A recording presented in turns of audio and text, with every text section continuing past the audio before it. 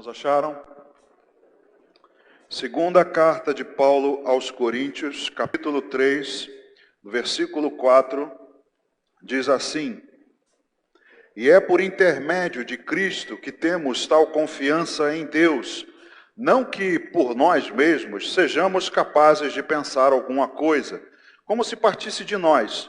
Pelo contrário, a nossa suficiência vem de Deus, o qual nos habilitou para sermos ministros de uma nova aliança, não da letra, mas do Espírito, porque a letra mata, mas o Espírito vivifica. E se o ministério da morte, gravado com letras em pedras, se revestiu de glória, a ponto de os filhos de Israel não poderem fitar a face de Moisés por causa da glória do seu rosto, ainda que desvanecente, como não será de maior glória o ministério do Espírito? Porque se o ministério da condenação foi glória, em muito maior porção será glorioso o ministério da justiça, porquanto, na verdade, o que outrora foi glorificado neste respeito, já não resplandece diante da atual sobreexcelente glória, porque se o que se desvanecia teve sua glória, muito mais glória tem o que é permanente. Tendo, pois, tal esperança, servimo-nos de muita ousadia no falar, e não somos como Moisés, que punha véu sobre a face, para que os filhos de Israel não atentassem na terminação do que se desvanecia, mas os sentidos deles se embotaram, pois até o dia de hoje, quando fazem a leitura da antiga aliança, o mesmo véu permanece, não lhes sendo revelado que em Cristo é removido. Mas até hoje, quando é lido Moisés, o véu está posto sobre o coração deles. Quando, porém, algum deles se converte ao Senhor, o véu lhe é retirado. Ora, o Senhor é o Espírito, e onde está o Espírito do Senhor, aí há liberdade. E todos nós, com o rosto desvendado, contemplando como por espelho a glória do Senhor, somos transformados de glória em glória na sua própria imagem, como pelo Senhor, o Espírito. Pelo que, tendo este ministério, segundo a misericórdia que nos foi feita, não desfalecemos. Pelo contrário, rejeitamos as coisas que por vergonhosas se ocultam, não andando com astúcia, nem adulterando a palavra de Deus. Antes, nos recomendamos a consciência de todo homem na presença de Deus, pela manifestação da verdade. Mas, se o nosso evangelho ainda está encoberto, é para os que se perdem que está encoberto, nos quais o Deus deste século cegou o entendimento dos incrédulos, para que lhes não resplandeça a luz do evangelho da glória de Cristo, o qual é a imagem de Deus. Porque não nos pregamos a nós mesmos, mas a Cristo Jesus como Senhor, e a nós mesmos como vossos servos, por amor de Jesus. Porque Deus, que disse, das trevas resplandecerá a luz, Ele mesmo resplandeceu em nosso coração, para a iluminação do conhecimento da glória de Deus na face de Cristo. Temos, porém, este tesouro em vasos de barro, para que a excelência do poder seja de Deus e não de nós. Amém. Pai, obrigado pela Tua palavra, que é poderosa, meu Deus, e foi lida diante de todos nós. Meu Deus, queremos sentir o nosso coração tremer com essa palavra. Queremos arder o nosso coração, meu Deus, ouvindo a Tua voz, recebendo a direção desse Espírito que ouvimos aqui.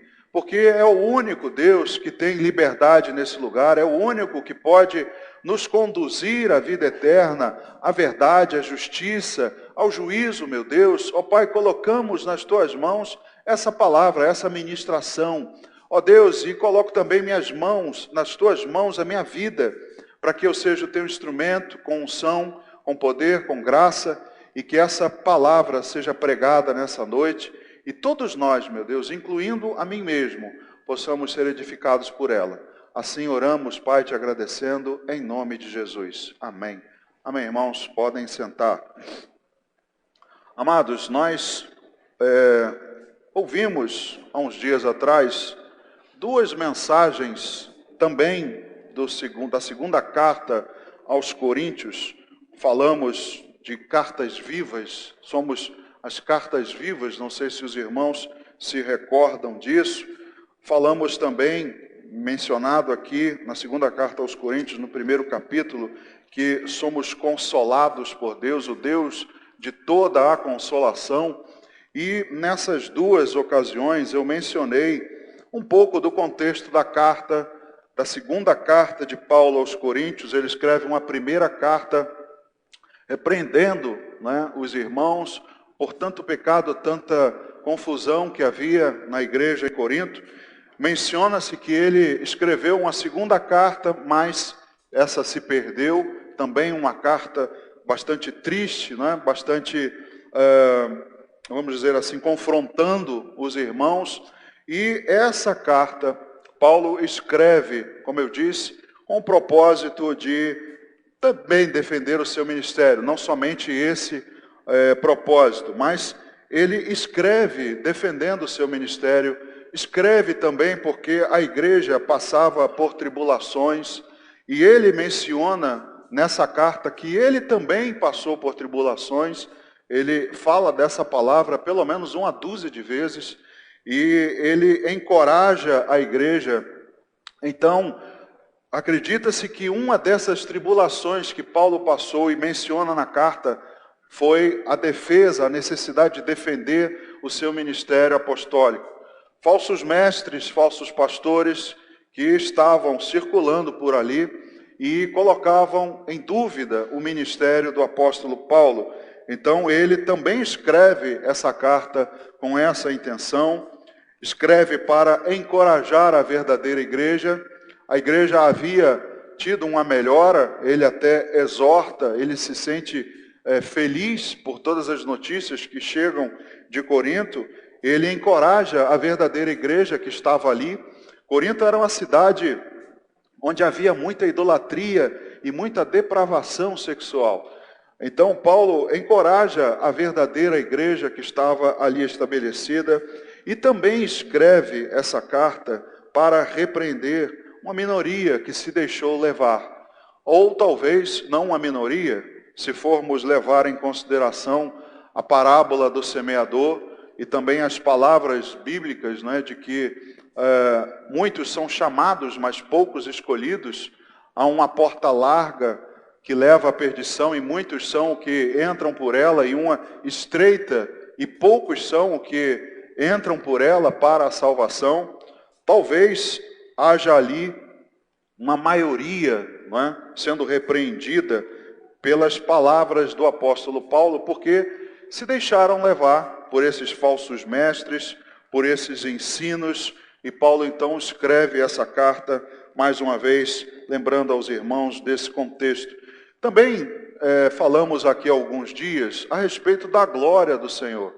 Até na ministração do louvor, o Lucas mencionou da glória de Deus que nos conduz. Deus é quem nos dirige, apesar das dificuldades que passamos, é o Senhor que nos dirige. E também falamos da glória de Deus que ali, lá no deserto, ainda no Monte Sinai, começou a conduzir o povo, através da nuvem. E essa glória de Deus, falamos que aprovou o que foi feito na construção do tabernáculo, aprova o ministério. Falamos domingo dos sinais, dos milagres, dos prodígios, que também servem como evidência a aprovação de um ministério, confirmam também o evangelho, E quando Paulo fala aos Coríntios, nesse texto que nós lemos, ele fala de um espírito que nos libertou e nos conduz. O espírito não pode jamais, por causa disso, se ele nos conduz, se a glória de Deus continua nos conduzindo, essa glória não pode deixar jamais de resplandecer em nós. É isso o que ele está falando aqui ao povo na cidade de Corinto, porque nós, nesses dias de dificuldade, como o povo passava nessa cidade, muitos de nós estão perdendo o brilho nos olhos, o brilho no rosto. Você olha para as pessoas, até mesmo para alguns irmãos, e você vê uma tristeza profunda, um olhar opaco, uma falta de ânimo, Mas nós, quando ouvimos a palavra de Deus e ouvimos a respeito dessa glória, que ela é característica da nova aliança, ela brilha em nós e é uma glória eterna, como nós lemos aqui, ela não desvanece como a primeira, ela precisa ser buscada por nós de uma forma permanente, que ela permaneça em nós. Nós não podemos permitir que essa nova aliança que foi promulgada pelo Espírito, nós não podemos permitir que isso seja tirado de nós. Não podemos nos esquecer que essa nova aliança, agora gravada nos nossos corações, Paulo menciona que ela não foi mais escrita em pedras, mas nos nossos corações, pelo Espírito. Então nós não podemos permitir que isso seja esquecido. Não podemos deixar de refletir a glória do Senhor e reconhecer todas essas coisas, do sustento de Deus, de tirar de nós toda dúvida. Muitos passam por esse período, irmãos, por dúvidas. Não é? Onde há dúvida e incerteza, não pode haver fé, porque a fé é a certeza das coisas que se esperam. Então são antagônicas, não podem conviver juntas. Mas há incerteza por causa do contexto de tudo que vivemos, mas nós precisamos também de um encorajamento. Como Paulo escreve à igreja, precisamos não somente do encorajamento, mas também de uma repreensão. Um encorajamento para aqueles que permanecem fiéis, para aqueles que continuam, perseveram, e também para aqueles que estão se deixando levar, para aqueles que estão esquecendo dessa eternidade da glória, desse poder glorioso de Deus que agora acompanha os cristãos. Vocês lembram talvez na ministração, quando no domingo à noite eu falei dos milagres, que esses sinais hão de nos acompanhar. Foi o que Jesus disse para nós: e esses sinais hão de vos acompanhar. Em meu nome expulsarão demônios, pegarão em serpentes e todas essas outras coisas que estão lá relatadas nos evangelhos. Então nós não podemos deixar que isso seja tirado de nós. Precisamos desse encorajamento, como Paulo escreve à igreja de Corinto, e não podemos nos deixar levar pelas circunstâncias, pelas doutrinas, por tudo, tirando a glória da aliança de nós. Então a confiança dessa nova aliança e a suficiência que nós temos nela vem por intermédio de Cristo. Se vem por intermédio dele, irmãos, isso não tem como ser tirado de nós. Veja o que no capítulo 3 que nós lemos, dos versículos 4 ao 6, diz assim: e é por intermédio de Cristo que temos tal confiança em Deus. Não que por nós mesmos sejamos capazes de pensar alguma coisa, como se partisse de nós. Pelo contrário, a nossa suficiência vem de Deus, o qual nos habilitou para sermos ministros de uma nova aliança.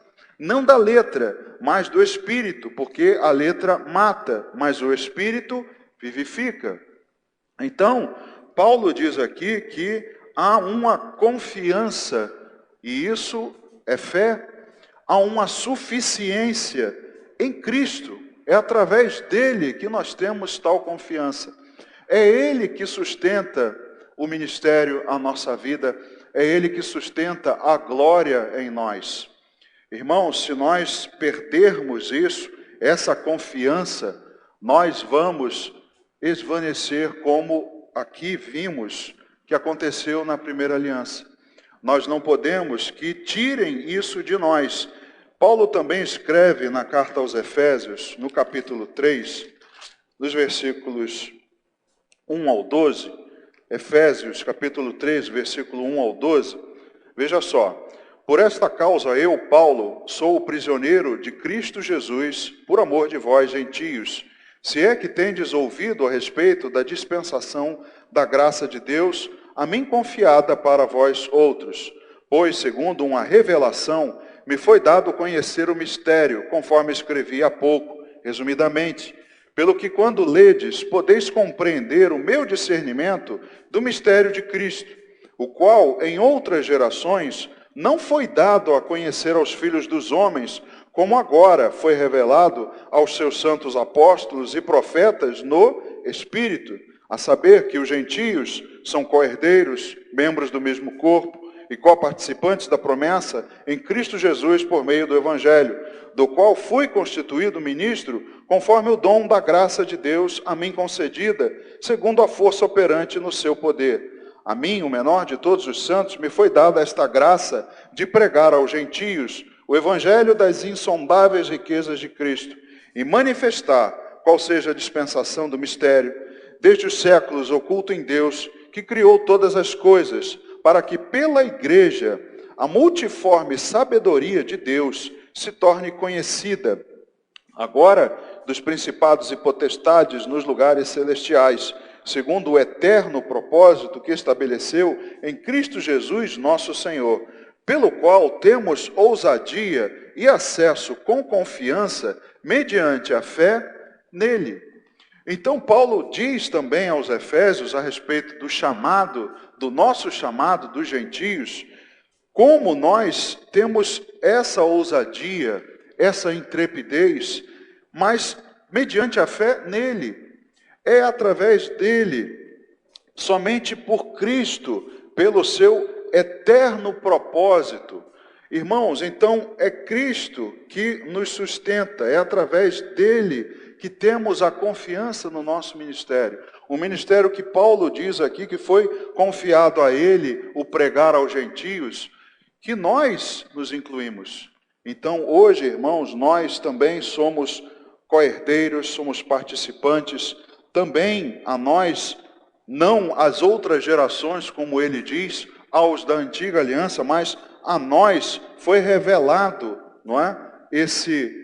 Essa nova aliança, sermos co-herdeiros, sermos participantes, pregarmos a graça de Deus, a salvação em Cristo. Amados, tudo isso é Cristo que nos dá, é através dele, é por ele. Então, é ele que confirma com a operação do Espírito Santo. É o Espírito Santo que age. O Espírito Santo, a nova aliança, é ele quem opera na igreja, fazendo prodígios, não é? Pastor Paulo cansou de falar do Espírito Santo aqui, cansou não, né? É uma figura de linguagem, mas falou aqui ano passado bastante a respeito do Espírito Santo. Então é ele que opera no meio de nós, opera em nós, através de nós.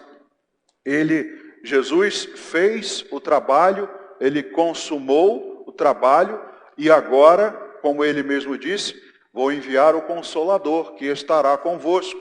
O Espírito Santo agora age na igreja, age em nós, confirmando, né, o ministério de cada um de nós, confirmando os nossos passos, como eu disse, com sinais, com prodígios, e essa operação, ela reflete a glória de Deus. Então, irmãos, não somos nós, meros mortais, nós como indivíduos, mas Deus, é Deus que faz em nós, porque se dependermos de nós nada vamos fazer. Se não me engano, é essa passagem que eu vou ler agora, Evangelho segundo João, capítulo 15, dos versículos 5 e 6. Diz assim: eu sou a videira, vós os ramos, quem permanece em mim e eu nele, esse dá muito fruto, porque sem mim nada podeis fazer. Se alguém não permanecer em mim, será lançado fora, à semelhança do ramo, e secará, e o apanham, lançam no fogo e o queimam. Então Jesus é quem faz. Nós somos instrumentos dele. Temos o privilégio de sermos usados pelo Senhor.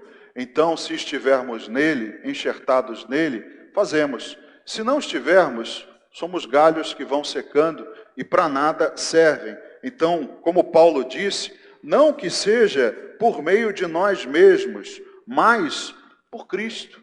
Cristo que está em nós, Cristo que está operando em nós, o Espírito Santo que nos capacita a falar da parte dele. Nós não falamos da nossa parte como Paulo bem diz aqui, não estamos aqui, né? Sempre pedimos, eu pelo menos, sempre peço, que não sejam as minhas convicções humanas, as minhas doutrinas, os meus pensamentos, mas que seja o Espírito Santo agindo. Às vezes, né, ele age de tal maneira que, às vezes a gente até fica meio perdido aqui, irmãos. Às vezes a gente tem algo planejado, mas nós no momento sentimos a ação do Espírito Santo, porque temos a convicção de que é Ele quem dirige, é Ele quem opera, é Ele quem nos capacita a falar dele. Se não fosse por Ele, eu não teria nada para dizer aos irmãos, mas sempre é Ele que nos capacita. Ainda na segunda carta aos Coríntios, agora no capítulo 2, dos versículos 15 ao 17, Paulo diz assim: porque nós somos para com Deus o bom perfume de Cristo, tanto nos que são salvos como nos que se perdem. Para com estes, cheiro de morte, para a morte. Para com aqueles, aroma de vida, para a vida. Quem, porém, é suficiente para estas coisas? Porque nós não estamos, como tantos outros, mercadejando a palavra de Deus. Antes, em Cristo, é que falamos na presença de Deus, com sinceridade e da parte do próprio Deus. Veja o que Paulo diz, agora fazendo menção aos que o atacavam. Ele diz, olha, eu não estou negociando, mercadejando com interesse pessoal a palavra de Deus. Não, antes eu estou falando em Cristo, na presença dele, com sinceridade, da parte dele, do próprio Deus. Então, irmãos, veja como esse encorajamento a todos nós, do que é a nova aliança, da glória da nova aliança, é importante. É importante falar da vida, da salvação, para isso que nós fomos chamados, para isso que Ele nos capacitou, falar da aliança eterna em Cristo, não uma aliança que é finita, mas uma aliança que é eterna nele, uma aliança que está prometida a nós. No Evangelho segundo João, no capítulo 6, no versículo 63, João 6, versículo 63, diz assim: o Espírito é o que vivifica, a carne para nada aproveita. As palavras que eu vos tenho dito são Espírito e são vida. Veja, irmãos, o Espírito traz vida. A letra, a palavra, a lei, ela não tinha o poder de trazer vida. Mas Jesus veio, se manifestou, como ele disse, eu vim para que tenham vida, e vida em abundância.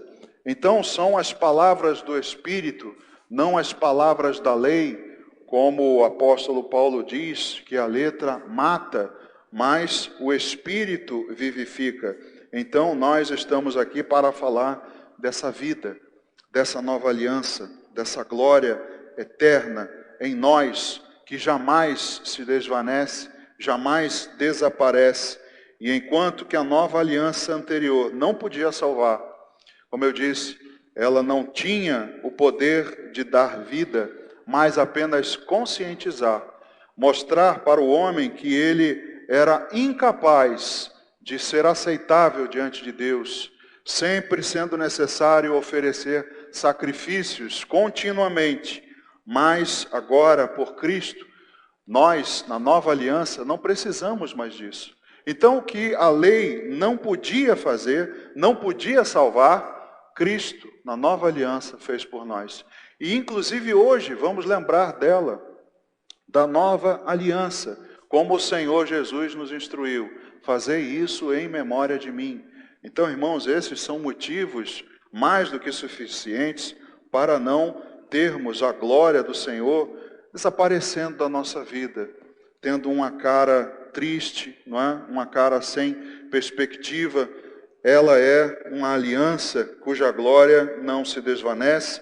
Na segunda carta aos Coríntios, voltando ao texto que lemos, no capítulo 3, do versículo 7 ao 11, diz: e se o ministério da morte, gravado com letras em pedras, se revestiu de glória, a ponto de os filhos de Israel não poderem fitar a face de Moisés por causa da glória do seu rosto, ainda que desvanecente, como não será de maior glória o ministério do Espírito?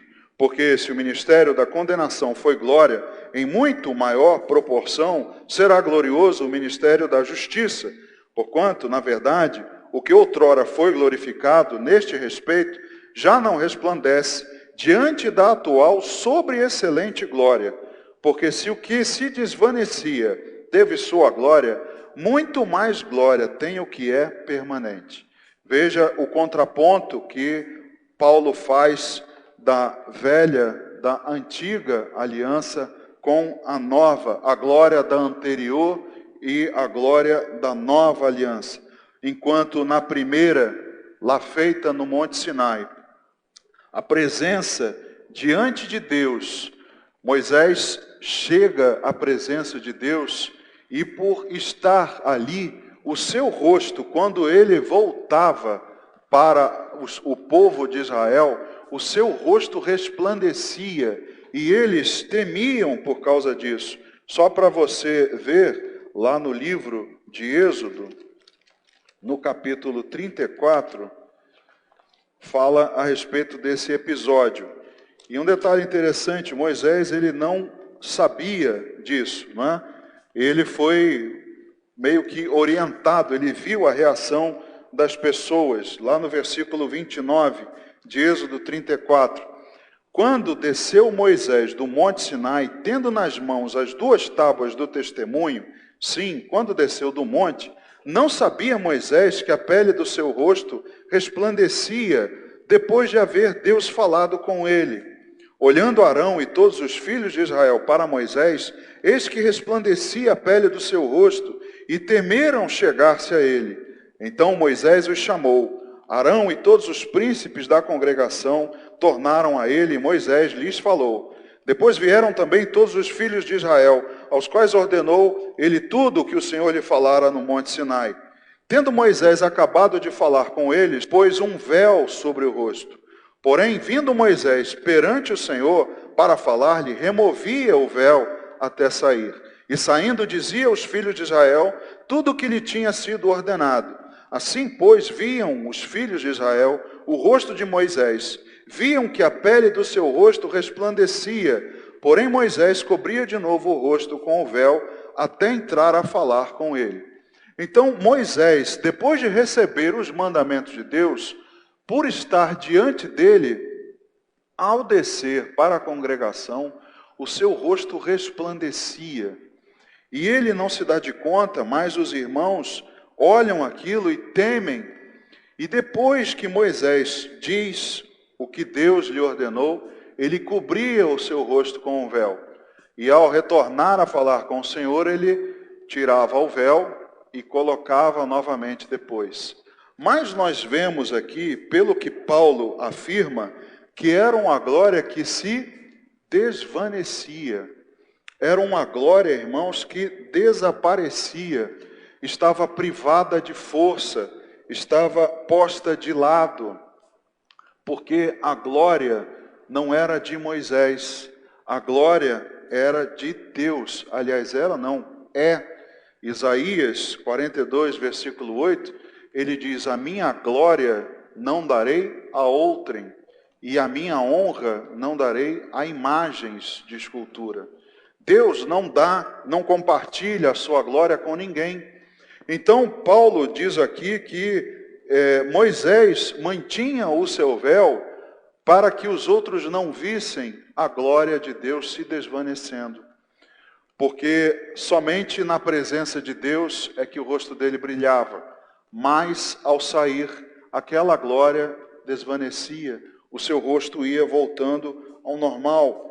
Então, Paulo afirma que era uma glória limitada, uma glória que, com o tempo, ia apagando, murchando. Ao passo que a glória da nova aliança, irmãos, não é assim. Nós agora, embora nós não tenhamos brilho em nós, mas nós estamos continuamente diante de Deus, porque anteriormente somente o sacerdote não é? Poderia entrar no Santo dos Santos, onde a glória do Senhor descia, ali sobre o altar, sobre o propiciatório. Então, ali naquele momento é que o sumo sacerdote poderia contemplar. Mas agora, todos nós estamos diante da glória de Deus. Então, ela não perde seu vigor. E aí eu te pergunto, irmão, por que então estamos passando por isso?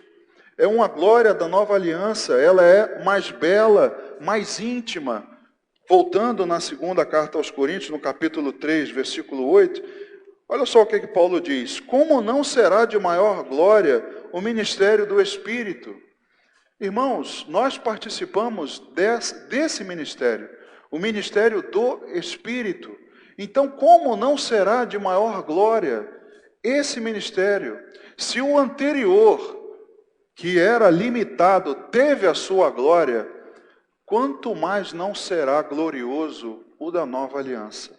O que participamos, o que temos, a intimidade, nós estamos íntimos. Diz a palavra de Deus que o véu se rasgou, o véu do templo, de cima a baixo, foi rasgado. E agora todos nós temos acesso a Deus. Então todos nós, irmãos, somos participantes dessa glória eterna. Uma glória eterna em Cristo Jesus, como diz o versículo 11. Porque se o que se desvanecia teve sua glória, muito mais glória tem o que é permanente. Aquela apenas apontava para Jesus. Agora que ele já veio, ela se desvaneceu por completo. Agora, a que prevalece é a glória da nova aliança. Então, muito mais gloriosa tem essa que é permanente, que não é finita. Mas aí, o alerta para nós é: será que há entre nós, irmãos, alguém que ainda usa o véu? Será que há entre nós alguém que ainda tem necessidade de encobrir o seu rosto com o véu, porque a sua glória está desvanecendo? E para que os outros não vejam, a gente se cobre com um véu, não literalmente, mas no sentido figurado. Porque, como eu disse, muitos estão perdendo essa glória, esse brilho.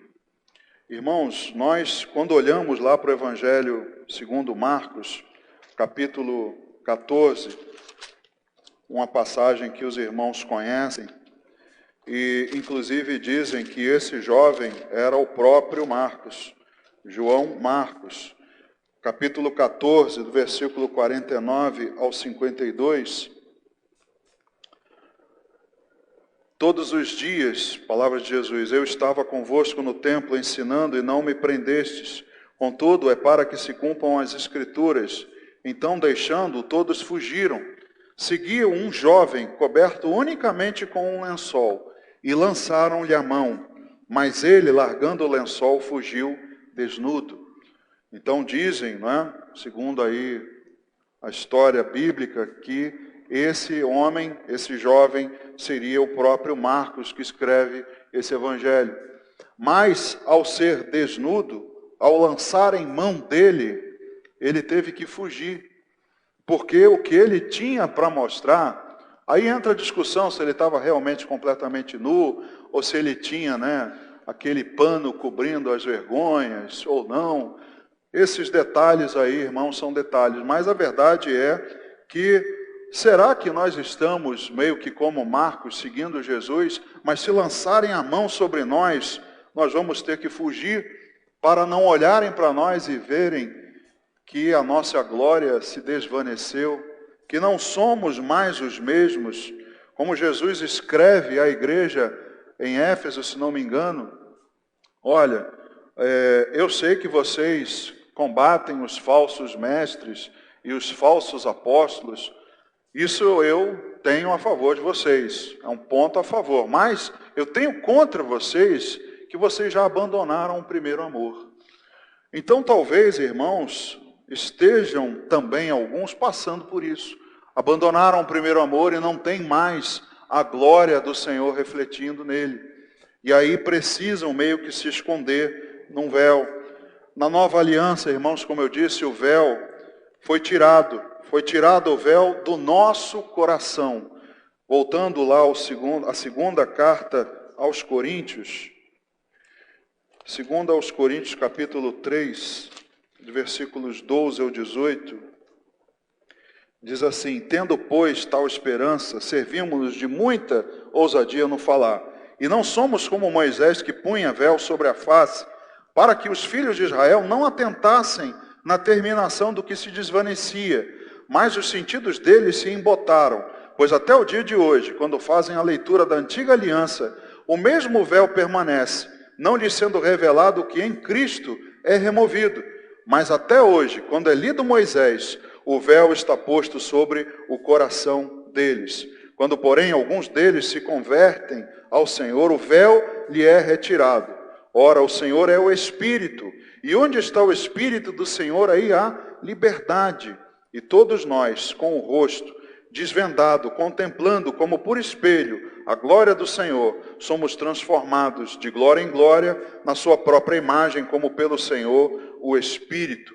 Então, irmãos, se a glória não desvanece, não há temor. Eu não tenho que temer, muito pelo contrário, tenho que ser ousado. Como ele disse, tendo tal esperança, servimos-nos de muita ousadia no falar. Porque eu agora não tenho mais que temer, como Moisés temia, de que não me vissem por debaixo do véu, que a minha glória estava indo, que aquele brilho estava desaparecendo. Nós agora não temos mais isso. Pelo contrário, há unção em nós, há o poder do Espírito Santo. Em nós, então, não há incerteza, dúvida.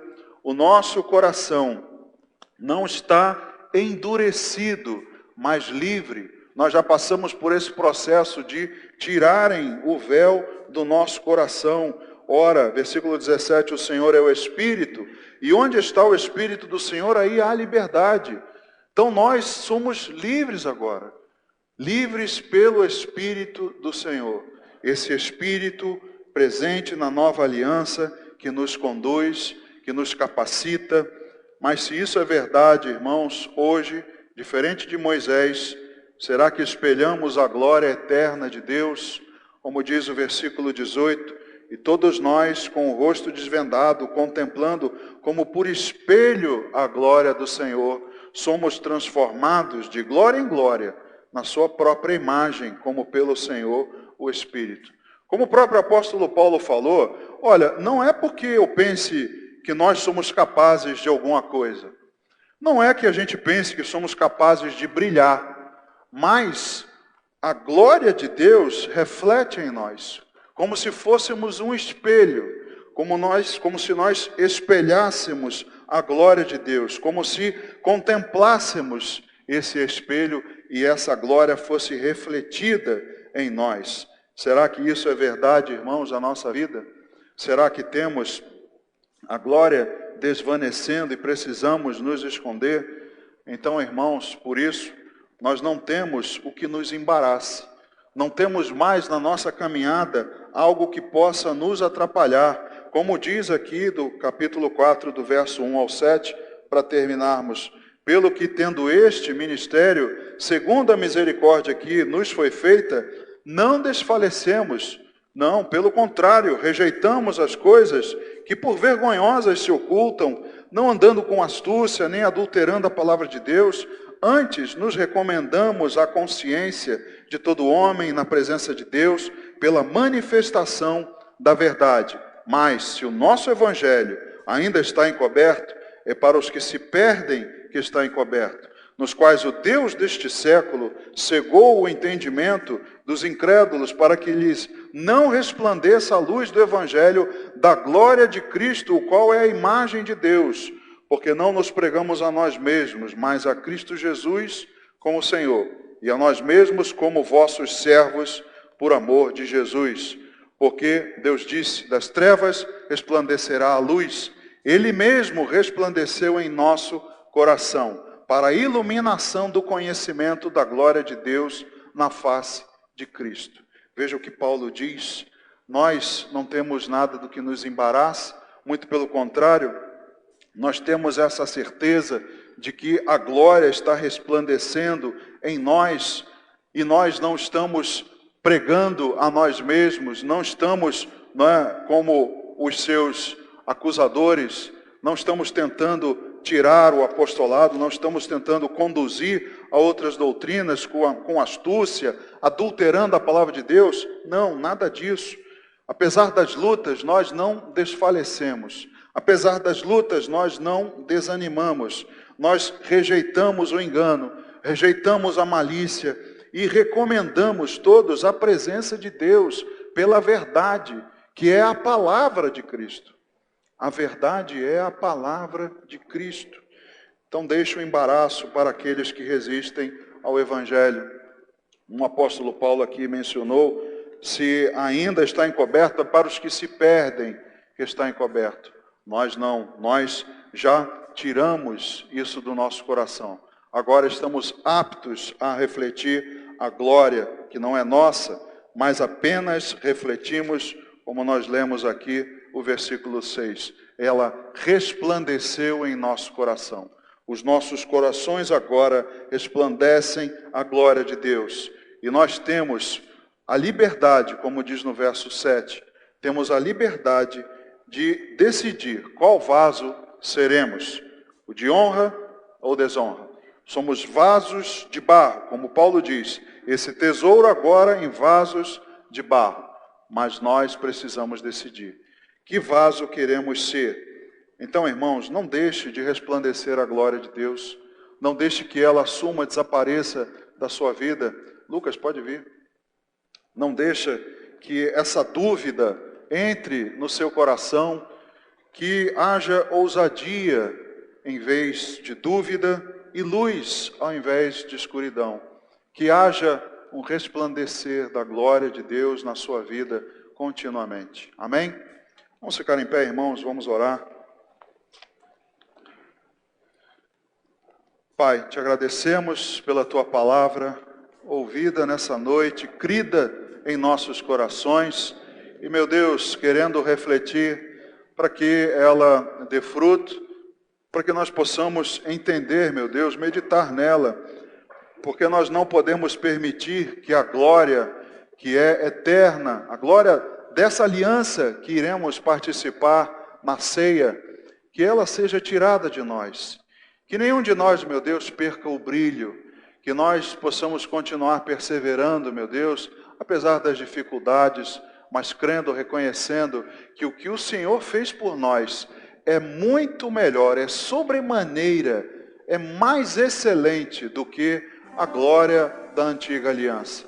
Por isso, meu Deus, queremos permanecer nela e colocamos as nossas vidas nas tuas mãos para sermos esse espelho, que os nossos corações resplandeçam à luz do Senhor. Assim oramos, Pai, te agradecendo, em nome de Jesus. Amém.